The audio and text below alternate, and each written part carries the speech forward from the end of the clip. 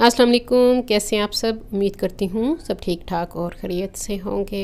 हाँ जी, सर्दियों के मौसम में कॉफ़ी बहुत शौक़ से पी जाती है, तो आज मैं बना रही हूँ कॉफ़ी।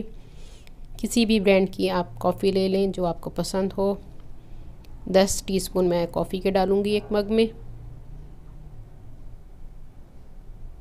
उसके बाद हम इसमें डालेंगे चीनी आप अपने टेस्ट के हिसाब से जितना मीठा पसंद करते हो आप उसमें डालेंगे। मैं डाल रही हूँ इसमें 4 से 5 टीस्पून चीनी के डालूँगी। हाँ जी, उसके बाद हम इसमें डालेंगे थोड़ा सा गर्म पानी।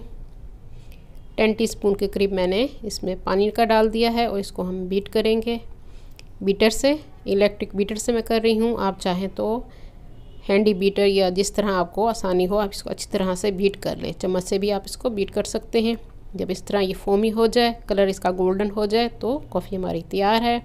बस 1 टीस्पून मैंने कप में डाला है और ऊपर खोलता हुआ गर्म दूध हम इसमें डाल देंगे और इसको मिक्स करेंगे। क्रीमी कॉफ़ी हमारी तैयार हो चुकी है। देखिए कितनी मज़े की लग रही है।